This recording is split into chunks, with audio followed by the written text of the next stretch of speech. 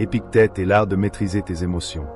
Le stoïcisme appliqué dans un monde dominé par l'immédiateté, la surcharge émotionnelle et les crises existentielles.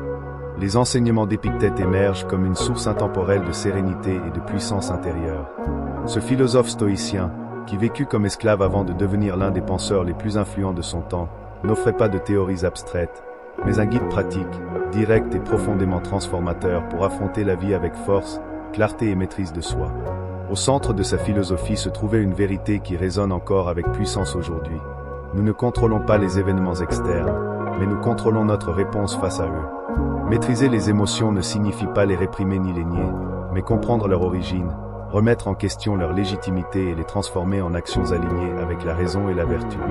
Épictète ne parlait pas depuis la tour d'ivoire de la pensée, mais depuis le champ de bataille de l'existence réelle, où la douleur, la perte, le rejet et l'adversité sont inévitables.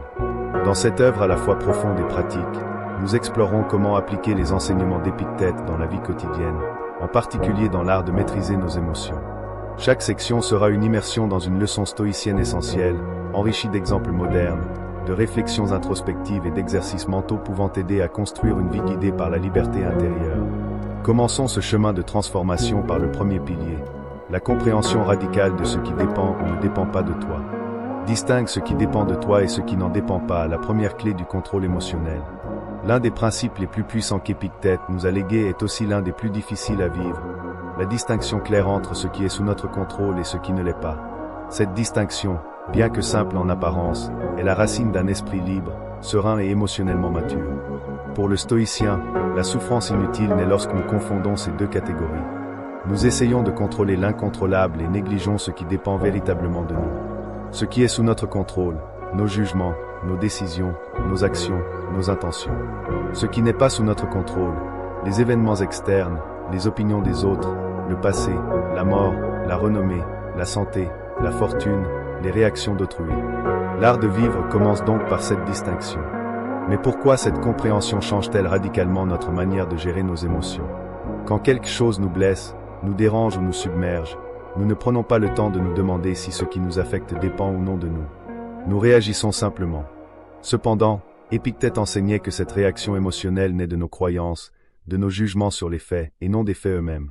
Par exemple, si quelqu'un nous insulte et que nous ressentons de la colère, ce n'est pas l'insulte en elle-même qui nous blesse, mais notre interprétation de l'insulte comme une menace pour notre identité ou notre valeur personnelle. C'est ici qu'intervient la discipline du jugement, un exercice stoïcien fondamental. Avant de te laisser emporter par une émotion, demande-toi si ce qui la provoque est en ton pouvoir. Si ce n'est pas le cas, la réponse la plus sage est l'acceptation. Si cela l'est, alors agis avec vertu et clarté, mais ne réagis pas comme un esclave de tes impulsions. Prenons des exemples concrets. Imagine que quelqu'un te critique sur les réseaux sociaux. Si tu n'as pas cultivé cette distinction, tu peux ressentir de la colère, de la tristesse ou de l'humiliation. Tu risques de passer la journée à ruminer cette critique, perdant ainsi ton énergie et ta paix intérieure. Mais si tu appliques le principe d'Épictète, tu reconnais que l'opinion d'autrui n'est pas sous ton contrôle. Ce qui est sous ton contrôle, c'est la manière dont tu interprètes cette critique, comment tu choisis d'y répondre ou de ne pas répondre et la valeur que tu lui accordes. En retrouvant ce contrôle intérieur, tu retrouves automatiquement ta sérénité. Maîtriser tes émotions, ce n'est pas t'insensibiliser, mais cesser d'être victime de l'extérieur. C'est revendiquer ton pouvoir intérieur. Épictète disait, « Nul ne peut te nuire sans ton consentement ». Cela ne signifie pas que la douleur physique ou la perte n'existe pas, mais que le véritable souffrance naît du consentement intérieur que nous donnons au mal pour nous dominer. Et ce consentement peut toujours être révoqué. Ce principe devient encore plus précieux en temps de crise. Lorsqu'une maladie, une rupture, un échec ou une perte te frappe, l'esprit non entraîné sombre dans le désespoir. Mais l'esprit stoïcien se rappelle, cela ne dépend pas de moi, mais mon attitude face à cela, oui. Et c'est de cette attitude que naît le véritable caractère. Le premier pas, selon Épictète, pour maîtriser tes émotions, consiste donc à t'entraîner à identifier constamment ce qui dépend et ce qui ne dépend pas de toi. Cette pratique devient un filtre qui te libère de milliers de préoccupations, de conflits inutiles et de tourments mentaux. Fais de cette distinction ta méditation quotidienne. Demande-toi dans chaque situation, est-ce que cela dépend de moi? Si la réponse est non, lâche prise. Si la réponse est oui, agis avec vertu. Quand cette habitude mentale devient automatique, ta vie se transforme. car tu n'es plus emporté par les vagues émotionnelles des événements extérieurs, tu navigues avec le gouvernail de la raison. Épictète ne promettait pas une vie sans douleur, mais une vie sans esclavage émotionnel, une vie guidée par la liberté intérieure née de la maîtrise de soi. Et cette maîtrise commence par cette première grande clé, distinguer ce qui est en ton pouvoir et ce qui ne l'est pas. Si cet enseignement t'a fait réfléchir, abonne-toi dès maintenant à la chaîne pour continuer à approfondir ensemble la sagesse des grands stoïciens. Si le premier pas pour maîtriser nos émotions consiste à distinguer ce qui dépend de nous et ce qui ne dépend pas de nous, le deuxième pas est encore plus subtil. Apprendre à observer les mouvements internes avant qu'ils ne se transforment en tempêtes émotionnelles. Épictète n'était pas un maître de la répression, mais de l'observation lucide.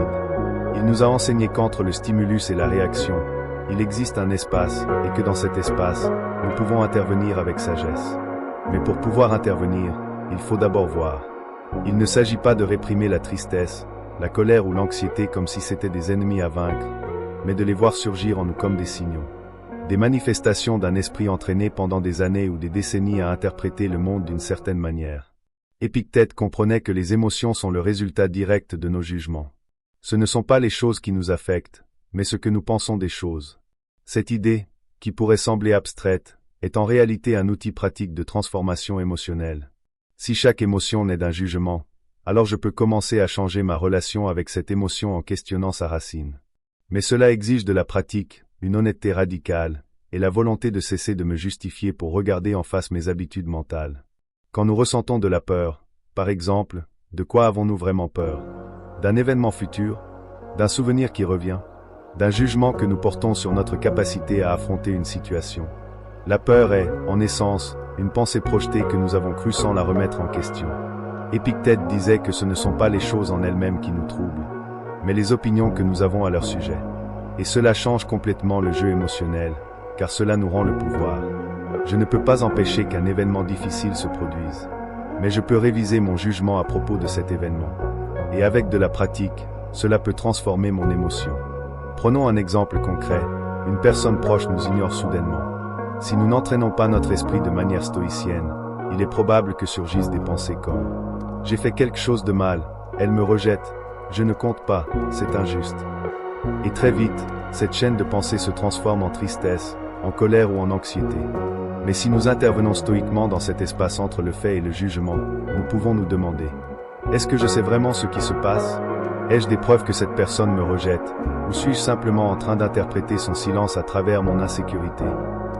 Est-ce que cela dépend de moi, ce que cette personne ressent ou fait? Est-ce utile pour ma paix intérieure de nourrir ces suppositions? » Ce type de dialogue intérieur est l'essence même de la pratique émotionnelle stoïcienne. Il ne s'agit pas d'éviter de ressentir, mais d'apprendre à désactiver les causes invisibles de la souffrance inutile. Car Épictète n'était pas naïf. Il savait qu'il existe une douleur inévitable dans la vie. La mort d'un être cher, une perte financière, une maladie, une trahison. Mais Épictète savait aussi que la majorité de notre souffrance est optionnelle. Elle naît des histoires que nous construisons mentalement, de jugements hâtifs, d'attentes illusoires. Et tout cela peut être observé, déconstruit et transformé. Mais pour y parvenir, nous devons cultiver ce qu'Épictète appelait la prosoché. L'attention constante envers soi-même, non pas pour se juger, mais pour voir avec clarté. Car seul ce que nous voyons clairement peut être transformé. La maîtrise émotionnelle est donc, en grande partie, un entraînement de l'attention. Cela signifie être présent à nos propres processus internes. Cela signifie observer la naissance d'une émotion au moment même où elle surgit. Avant qu'elle ne devienne une parole blessante, une décision impulsive ou un débordement émotionnel. L'esprit stoïcien devient ainsi une sorte de sentinelle intérieure, qui ne censure pas, mais qui examine. Et de cet examen lucide peut naître une autre manière d'agir. C'est une révolution silencieuse, mais puissante. Elle implique d'abandonner la mentalité de victime émotionnelle. Elle implique de cesser de blâmer les autres pour ce que nous ressentons. Elle implique d'assumer la responsabilité radicale de nos réactions internes. Non pas parce que nous sommes coupables de tout ce que nous ressentons, mais parce que nous sommes responsables de ce que nous en faisons. C'est ici qu'Épictète se distingue de nombreux discours contemporains, qui nous invitent à simplement ressentir ce que nous ressentons sans examen. Pour le stoïcien, ressentir n'est pas une fin en soi, mais le point de départ d'une transformation profonde.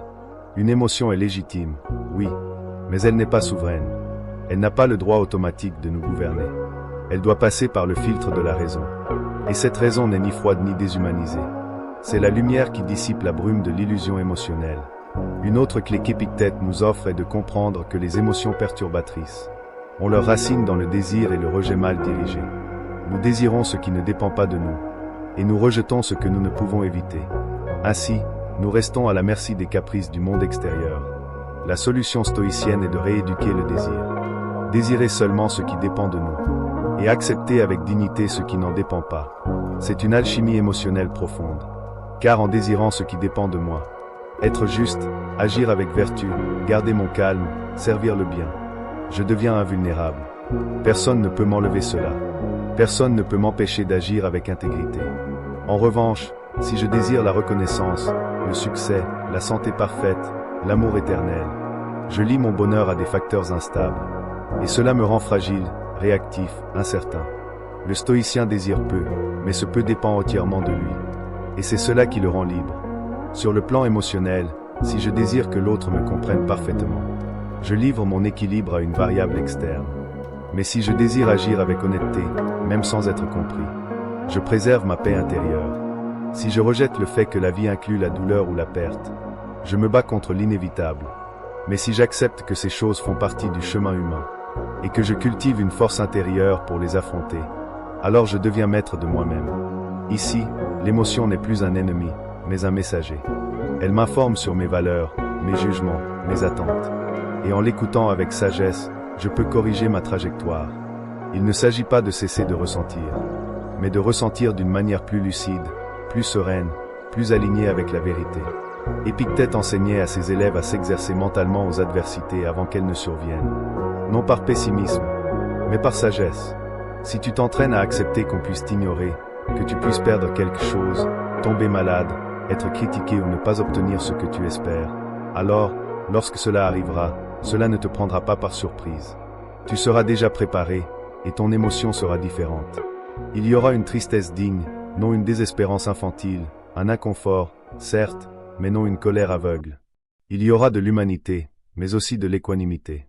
Cette pratique s'appelle la proméditatio malorum, imaginer ce qui pourrait mal tourner pour fortifier l'âme, non pour vivre dans la peur, mais pour vivre avec solidité. La maîtrise émotionnelle stoïcienne n'est pas un acte ponctuel, mais une habitude constante. C'est comme l'entraînement physique, elle demande répétition, attention et volonté. Chaque jour offre des occasions de s'exercer. Quand quelque chose te frustre, tu peux te demander, est-ce que cela dépend de moi? Quel jugement suis-je en train de porter ici? Puis-je changer mon interprétation? Comment un sage agirait-il dans cette situation? Ces questions sont comme des ancres mentales qui te ramènent au centre. Car ce n'est pas ce qui t'arrive qui te déstabilise, mais ce que tu en fais. Et c'est ici que nous atteignons une leçon essentielle.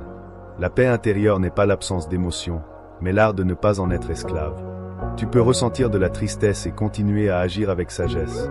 Tu peux ressentir de la peur et rester juste. Tu peux ressentir de la colère sans te laisser emporter par elle. Parce que tu n'es pas ton émotion. Tu es celui qui observe, qui décide, qui choisit comment répondre.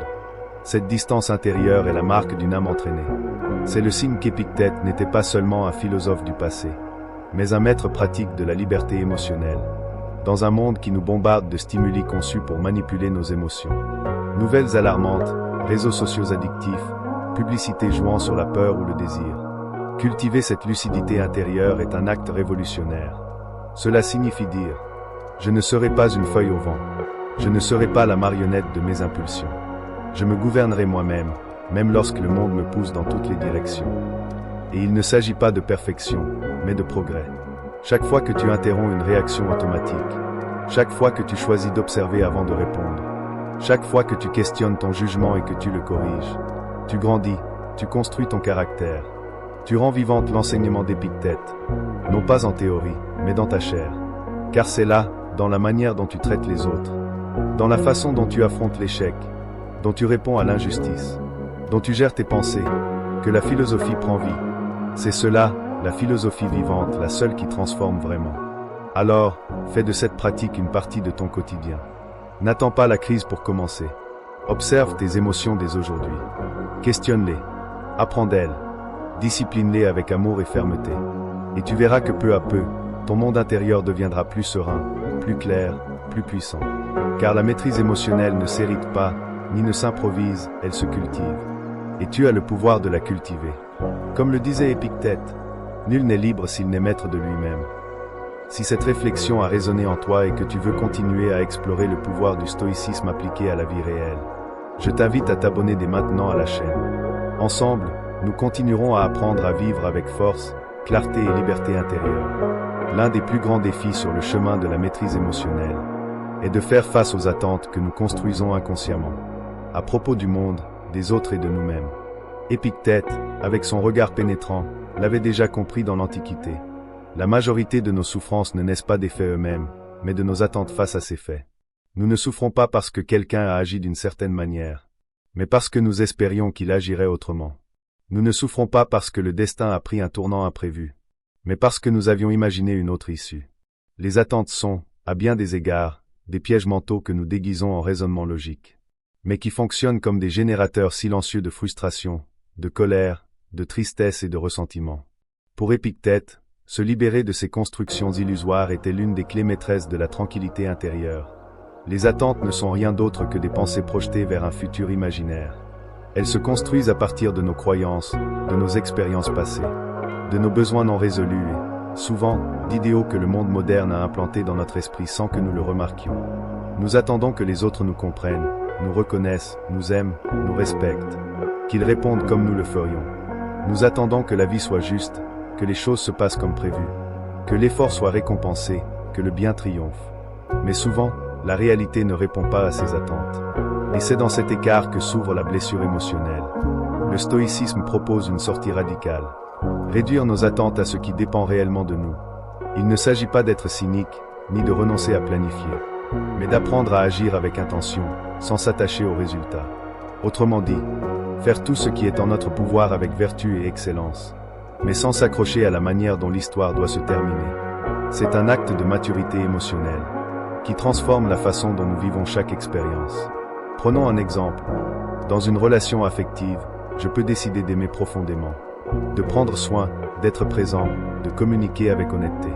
Cela dépend de moi, mais je ne peux pas contrôler si l'autre répond de la même manière, s'il reste dans ma vie, s'il me comprend toujours. Si ma paix intérieure dépend du fait que l'autre suive mon scénario mental, je vivrai frustré. En revanche, si je reconnais que ma responsabilité s'arrête à ma part, et que je lâche prise sur le résultat, je peux maintenir ma sérénité même au cœur de la douleur. Cela ne veut pas dire devenir froid ou distant, mais retrouver son autonomie émotionnelle. Car personne ne mérite d'avoir le pouvoir de détruire ton équilibre, simplement parce qu'il n'a pas satisfait des attentes non exprimées ou irréalistes. Épictète invitait ses disciples à examiner leurs désirs et attentes avec une honnêteté brutale. Il leur demandait, « As-tu réellement besoin de cela pour être libre ?» Souvent, ce que nous appelons désir n'est rien d'autre qu'une exigence déguisée. Nous désirons que les gens ne nous déçoivent pas, que la circulation ne nous retarde pas, que notre supérieur nous valorise, que notre corps ne vieillisse pas, que la politique soit juste, que le temps s'aligne avec nos plans. Mais en désirant tout cela sans le remettre en question, nous finissons par construire un système émotionnel fragile, toujours dépendant de l'extérieur, toujours exposé à la frustration. Le stoïcisme nous enseigne à désirer moins, mais désirer mieux, à concentrer notre énergie, non sur le contrôle du monde, mais sur la maîtrise de nous-mêmes. C'est cela, la véritable liberté. Et quand nous réduisons nos attentes, quelque chose de magique se produit. Nous commençons à apprécier ce qui est, plutôt qu'à regretter ce qui n'a pas été. La gratitude remplace le ressentiment. L'acceptation remplace la frustration. La présence remplace l'anxiété. Car en cessant d'attendre que le monde s'aligne sur nos fantasmes, nous laissons enfin la place pour voir la réalité telle qu'elle est. Et en la voyant avec clarté, nous pouvons agir avec sagesse. C'est ici que se relie une autre leçon clé d'Épictète. Le moment présent comme champ d'action morale. Tu ne peux pas contrôler le passé, ni garantir le futur. Mais tu peux décider maintenant comment penser, comment parler, comment agir. Cette décision présente est ton véritable pouvoir. Et lorsque tu vis centré dans cet instant, sans te laisser emporter par les vagues de ce qui aurait dû être, ou de ce qui n'est pas encore, tu deviens maître de toi-même. Souvent, lorsqu'une personne explose émotionnellement, ce qui se cache derrière n'est pas le fait du moment, mais une accumulation d'attentes non satisfaites. La colère d'aujourd'hui est nourrie par toutes celles d'hier. Par tous ces, ça n'aurait pas dû se passer comme ça. Mais si nous avions entraîné notre esprit à accepter que la vie ne se conforme pas à nos exigences, nous aurions pu transformer ces émotions en compréhension, en fermeté et en action intelligente. En revanche, en nous accrochant à ce que les choses devraient être, nous ne faisons que nous blesser nous-mêmes. Épictète ne disait pas que nous devions nous résigner à tout, au contraire. Il enseignait à agir avec énergie, engagement et vertu. Mais toujours dans le détachement. Fais ce qui dépend de toi, disait-il. Comme si le résultat ne t'appartenait pas. Car en vérité, il ne t'appartient pas. Seuls t'appartiennent l'effort, l'acte, l'intention. Le reste appartient au monde, au destin, au Dieu, à la vie. Et plus tôt tu l'acceptes, plus libre tu seras. Cette idée peut sembler difficile à admettre au début. Nous avons l'habitude de mesurer notre valeur par les résultats. Si l'entreprise fonctionne, si la relation dure, si le projet aboutit, alors nous pensons avoir bien agi. Mais c'est une erreur de jugement. Tu peux tout faire correctement et ne pas obtenir le résultat espéré. Est-ce un échec pour autant? Pas pour Épictète. Il jugeait selon la vertu, non selon la conséquence. Si tu as agi avec justice, intégrité et sagesse, alors tu as triomphé, même si le monde ne le reconnaît pas. C'est cela, la mesure stoïcienne du succès. Et c'est le meilleur antidote à la frustration émotionnelle. Réfléchis-y. Si chaque fois que tu agis, tu cherches un résultat précis, tu vivras dans l'anxiété. Mais si chaque fois que tu agis, tu le fais par cohérence avec tes valeurs, tu vivras en paix, car la paix ne se trouve pas dans ce qui arrive à l'extérieur, mais dans la certitude d'avoir fait ce qui est juste. Alors concentre ton attention sur une tâche minuscule et termine-la. Pas parce que c'est impressionnant, mais parce que la complétion construit la confiance en toi. Cette première victoire nette te portera plus loin qu'une heure d'effort à moitié distrait. Il y a une raison pour laquelle les petites habitudes changent les grands comportements. Le cerveau utilise ton toi d'hier pour prédire tes choix d'aujourd'hui. Si hier tu as tenu tes promesses, coucher, repas, mouvement, aujourd'hui tu hérites d'un élan doux. Si hier tu as carburé à la caféine et au mode combat ou fuite, aujourd'hui tu hérites de la facture. Ainsi, nous rendons l'élan facile. Garde ton environnement de ton côté, une bouteille d'eau sur le bureau, des chaussures près de la porte, le chargeur de téléphone dans une autre pièce la nuit. Ne combats pas les déclencheurs. Conçois autour d'eux. Si ton scroll nocturne ruine tes matins, mets le téléphone au lit dans la cuisine et laisse un livre près de ton oreiller. Si le coup de fatigue de l'après-midi te rend irritable, charge-toi en protéines et fais une marche de 10 minutes après le déjeuner. Ces ajustements ne sont pas des astuces de vie. Ce sont des murs porteurs. Ils réduisent le nombre de décisions héroïques que tu dois prendre. Rends-le simple. Rends-le automatique. Si, alors fonctionne ici aussi. Ah, si je me réveille, alors je sors avant de vérifier quoi que ce soit. Ah, si mon énergie baisse, alors je bois de l'eau et marche 5 minutes avant de prendre de la caféine. Ah, si je sens les premiers signes d'irritabilité, mâchoire tendue, réponse courte, alors je mange quelque chose de vrai et je m'éloigne 2 minutes. Tu ne négocies pas avec ta volonté. Tu installes des rails pour que le train reste sur les rails même quand le brouillard tombe.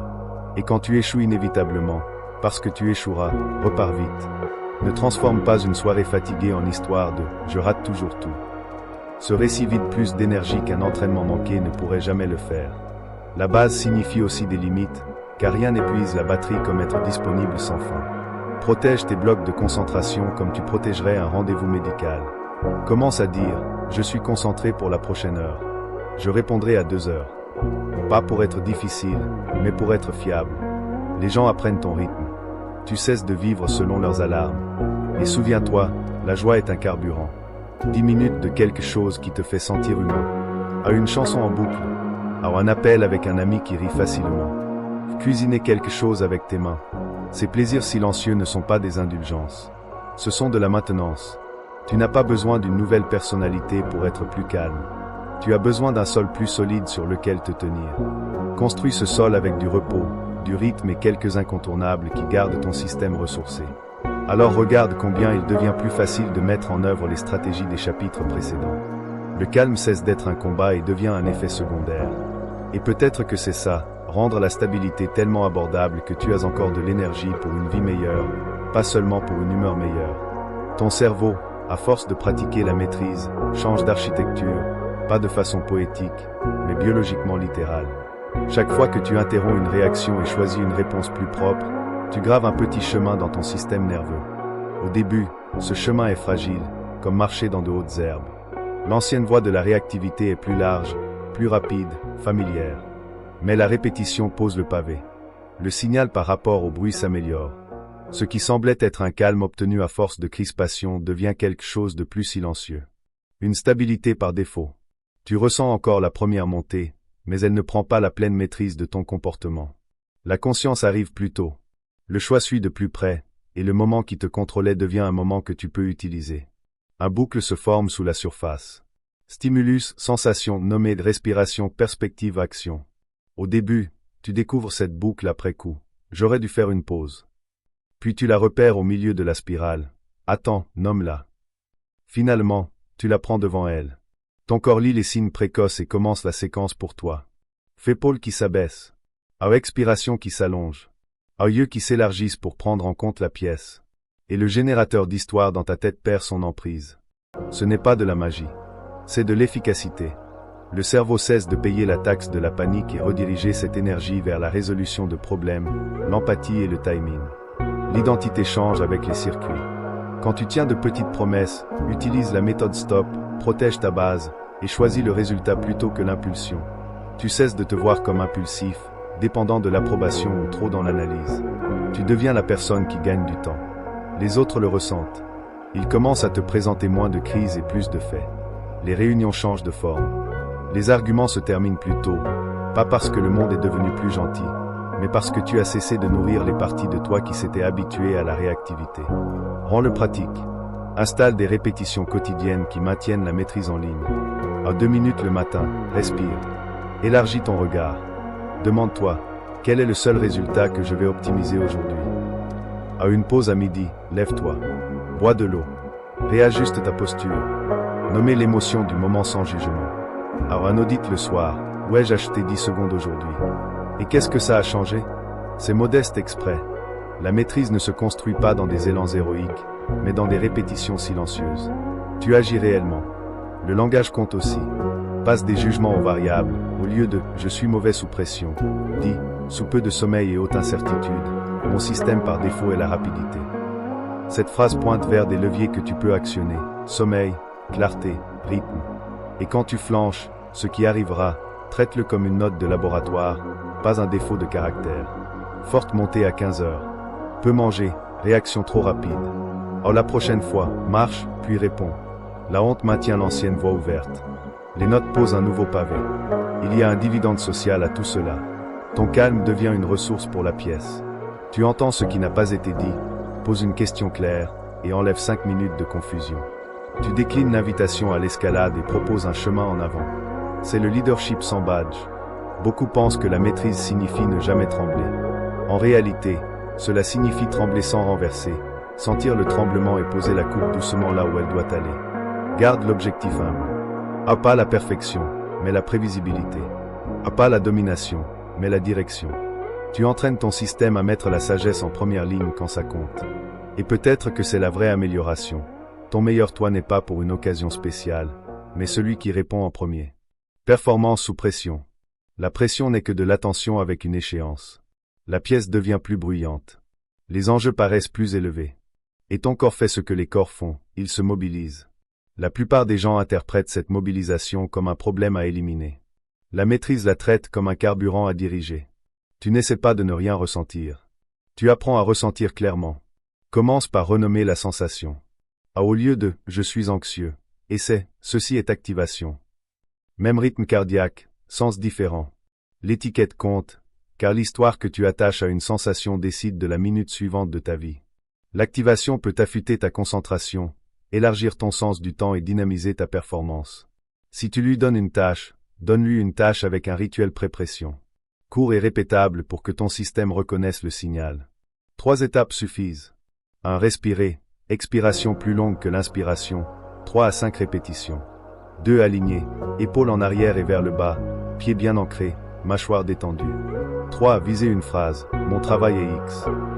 Phrase concrète. Clarifie le plan. Pose de bonnes questions. Montre soin et direction. Les rituels ne sont pas des superstitions. Ce sont des accords avec ton système nerveux sur qui conduit. Ensuite, compresse le moment. Sous pression, l'esprit veut jongler avec 10 variables et tout lâcher. Concentre-toi sur un seul résultat et un seul pas suivant. Pour une conversation difficile, résultat égale compréhension plus limite. Prochain pas égale ouverture calme. Je veux qu'on fasse ça correctement. Peut-on ralentir et revoir ensemble? Pour une présentation, objectif égale clair, utile, bref, commencez par la carte. En 5 minutes, Je montre le problème, le chemin et les compromis. La pression récompense ceux qui rendent la route visible. Utilise un langage à faible activation. Tu peux transmettre du contenu décisif sur un ton doux. Échange les accusations contre des observations. Quand les délais changent le jour même, nous perdons en qualité. Échange la lecture mentale contre des demandes claires. Peut-on verrouiller les livrables de demain avant 15 heures? Le but n'est pas d'être gentil. C'est de garder le canal ouvert pour que l'information circule. La chaleur bloque les canaux. La clarté les rouvre. Crée une bulle de pression pour la pire seconde. Celle où ton pouce s'accélère et les mots se précipitent. Mets-y 2 micro-comportements, la respiration silencieuse et la phrase d'ancrage. La respiration achète du temps. La phrase achète de la direction. Choisis celle qui te correspond. Lent et fluide. Résultat avant impulsion. Conduis avec calme. Tu ne le dis pas pour impressionner. Tu le dis pour garder tes mains sur le volant. Attends-toi à l'imperfection. Tu trébucheras au milieu d'une phrase. Tu oublieras un point. Quelqu'un t'interrompra. Fais de la récupération une partie du plan. Nommer le faux pas. Redresser la barre. Je reprends en une phrase. J'ai perdu le fil. Voici le résumé. La récupération communique plus de compétences qu'une livraison parfaite, car la pression révèle le processus. Montre ton processus. Oriente, simplifie, avance et protège ton après. Les moments de haute pression laissent des résidus. Si tu ne les effaces pas, l'heure suivante paie. 2 minutes de décompression. Marche dans le couloir. Bois de l'eau. Laisse la mâchoire se détendre. Nommer une chose qui a bien fonctionné et une chose à améliorer prévient une spirale. Tu apprends à ton système que l'intensité est survivable et maîtrisable. Performance sous pression. Il ne s'agit pas de devenir blindé. Il s'agit de rester perméable sans être poreux. Laisser l'information passer tout en gardant ton centre intact. Tu ne muets pas ton humanité, tu la diriges. Et peut-être que c'est ça la vraie présence dans les moments qui comptent. Pas l'absence de tremblement, mais le choix de poser la coupe avec stabilité même si la main tremble encore. L'intégration. S'il y a un fil conducteur dans tout ce que nous avons construit, c'est celui-ci. Tu es autorisé à garder ton centre. Pas comme performance, pas comme masque, mais comme un accord silencieux avec toi-même sur la façon dont tu rencontres le monde. Tu as appris à gagner du temps quand une montée survient, à respirer avant de mordre, à nommer le sentiment sans le laisser te définir. Tu as vu comment les histoires se forment quand les données sont minces, comment les alarmes du corps signifient « Fais attention, pas paniquer maintenant », et comment de petits rituels transforment le calme d'un accident en pratique. C'est ici que tout se rejoint. Pas comme des astuces, mais comme un tempérament, celui que tu peux emmener dans une conversation difficile, une boîte mail encombrée, une salle tendue, et rester toi-même. Commence la journée en décidant ce que tu vas optimiser. Pas tout, une seule chose. Clarté lors d'une réunion. Chaleur avec ton partenaire. Limite nette autour de ton bloc de concentration. Puis exécute la séquence que tu sais efficace. Exhale plus long, épaules basses. Élargis le regard. Choisis une phrase qui te guide vers le résultat. Quand la friction apparaît, et elle apparaîtra, écoute ta première histoire, remercie-la et demande la seconde. Échange la vitesse contre la précision, la chaleur contre la justesse. Si le ton de quelqu'un s'élève, ne le reflète pas. Règle la température de la pièce avec la tienne. Si tu te sens poussé à te défendre, reviens à ton objectif. Qu'est-ce que je suis réellement venu faire ici? Rends tes limites ennuyeuses, prévisibles, cohérentes, sans drame. Je répondrai après 2 heures. Prononce à demain. Je ne peux pas faire ça, mais je peux faire ceci. Les limites cessent d'être des batailles lorsqu'elles deviennent des rythmes et protègent le baseline qui rend tout cela abordable. Sommeil réparateur, lumière tôt, mouvement quotidien, nourriture réelle, pause réelle. Pas parce que tu cours après l'optimisation, mais parce que les corps fatigués racontent des histoires catastrophiques. Et toi, tu as de meilleures histoires à vivre. Quand tu dérapes, et tu le feras, utilise-le. Ne transforme pas un moment fragile en une identité fragile. Note-le comme un scientifique. Qu'est-ce qui a déclenché la montée? Quel outil ai-je ignoré? Que vais-je essayer différemment la prochaine fois? La maîtrise n'est pas une ligne droite. C'est une spirale. Tu revisites les mêmes leçons avec un peu plus d'honnêteté et un peu moins de bruit à chaque fois. C'est une croissance que tu peux ressentir. Et dans tes relations, la présence fait plus de travail que la performance. Écoute une respiration de plus. Pose la question clarificatrice. Offre la demande claire. Quand le blâme essaie de te recruter, ramène-le au comportement et aux faits précis. Quand le silence tente de t'effrayer, ramène-le aux données et à la patience. Tu n'es pas là pour gagner des arguments. Tu es là pour construire quelque chose qui vaut la peine d'être retrouvé en toi et autour de toi. Peut-être que le véritable pouvoir de ne pas prendre les choses personnellement n'est pas une question de peau plus épaisse. Peut-être que c'est un cœur plus plein. Un cœur qui peut tenir la tension sans exploser, tenir l'espace sans disparaître, et garder sa forme dans n'importe quelle pièce. Tu ne contrôleras pas chaque résultat. Tu n'en as pas besoin. Tu contrôleras la seule chose qui a jamais compté, la manière dont tu rencontres le moment. Et peut-être que c'est tout ce que la vie nous demande. Une respiration honnête, un choix clair, puis le suivant. Avant de partir, prends une respiration avec moi. Inspire par le nez, expire un peu plus longtemps. Garde ce rythme en revenant dans ta vie. Rappelle-toi, tu n'as pas à tout réparer aujourd'hui. Tu dois juste choisir qui tu seras au prochain moment difficile. Calme plutôt que vitesse, clarté plutôt qu'histoire, objectif plutôt que fierté. Si quelque chose pique, achète-toi 10 secondes. Si un message te provoque, rédige-le et reporte l'envoi. Si ton énergie baisse, protège ton baseline au lieu de dépenser le reste de ta patience pour du bruit. C'est ainsi que le changement se produit réellement. Pas avec de grandes déclarations, mais avec de petits accords répétables que tu respectes quand personne ne regarde. Et si cela t'a parlé, ne te contente pas de hocher la tête. Fais une toute petite expérience aujourd'hui. Envoie le message plus clair. Fais la promenade avant de répondre. Pose la question unique qui transforme la chaleur en information. Puis observe comment la journée se déroule quand c'est toi qui règles la température. Si ça se sent un peu plus stable, un peu plus doux, continue. Parce que le monde n'a pas besoin d'une version plus bruyante de toi.